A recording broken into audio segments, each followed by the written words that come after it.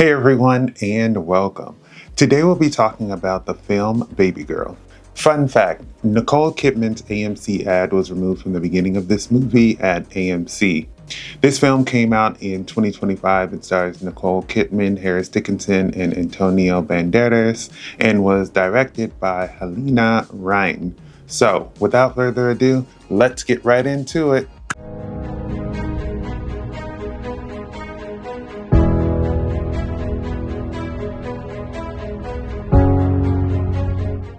Babygirl follows a CEO who risks her career and marriage by having an affair with her much younger intern. Babygirl is a scandalous workplace drama. It has similar vibes to Industry, Secretary, or Challengers. Babygirl is such a wild movie to release on Christmas because the amount of moaning heard during the movie is just wild that they chose that day to be the release day. Babygirl is one of those movies that you go see only if you're comfortable with seeing sex on screen because there is a lot and it starts immediately.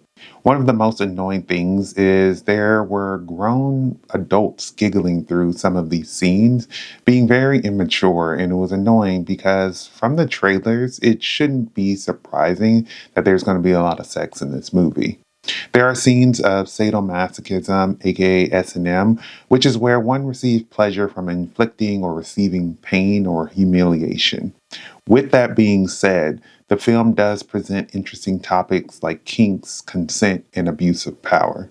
Babygirl starts off with Rami, played by Nicole Kidman, and her husband going at it, and then after faking the orgasm, she decides to go and finish the job herself. It immediately sets the stage that she is happy in her life with her kids and her husband, but there is that one thing that is missing, which is that when they are intimate, he handles himself and isn't really putting much thought into her pleasure. I wondered where her kids were because they were very loud in that opening scene. It was interesting to see this on screen because I've heard women talk about this before, but rarely have I seen it shown in a movie, let alone one with such big actors. Nicole Kidman's character, Rami, is a CEO and does not make a big fuss about it until she is challenged by a new intern, and everything he does turns her on, and she wants to reprimand him for it. But the more she interacts with him, the more she wants him.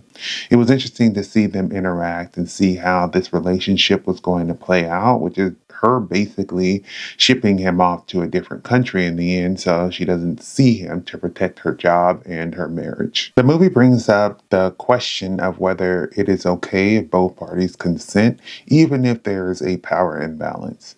In the movie, she lists this as one of her concerns because she has power over him, but he says he actually has power over her to get her fired by, releasing this information about their relationship. This was interesting to me because on one end, if this was a male CEO hooking up with a female intern, I would immediately say it was an issue. But in this situation, I didn't question it as much. And because of the consent, I was thinking, well, does it really matter if it's a man or a woman in the position of power? I do think he could get her in trouble, but also she has more money and resources to do what she needs to bury the story and him. So I don't think what he says is necessarily true. In the end, you see how she uses her power against him by burying the whole thing and shipping him across the country so she won't have to run into him again, which just proves why it's bad to have these relationships at work where one person is a manager or is above them in a sense. Whatever your thoughts on this, it is definitely an HR violation, and it's a good reason why coworkers, especially ones that's like a managerial and then, a subordinate role, they should not date. With kinks in this power imbalance relationship on display in Babygirl, it makes you question morals. When it comes to kinks, I think so many people would say most aren't acceptable, and even in this movie, when she broaches the subject with her husband, he's a bit caught off guard, and she decides to retract her statement.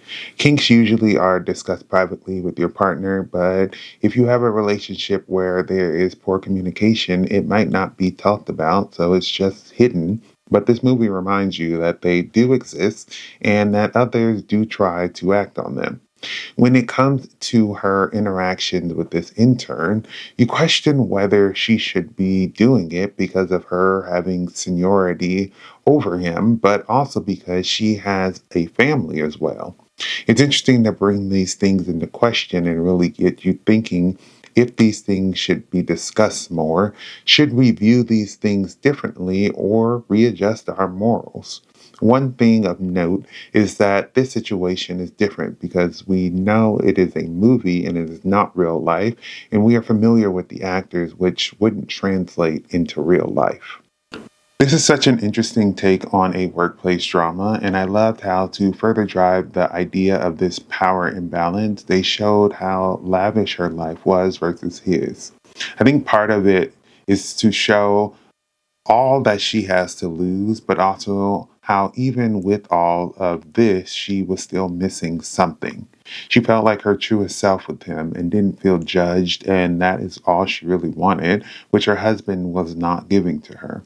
In the end, her husband starts to do what she wants, but even then, she is thinking about the intern. And I think it is because even though her husband started to care about her more, the one that did it first without any questions was the intern. And she will always remember that experience with him because he was able to give her something that her 10 plus years of marriage couldn't.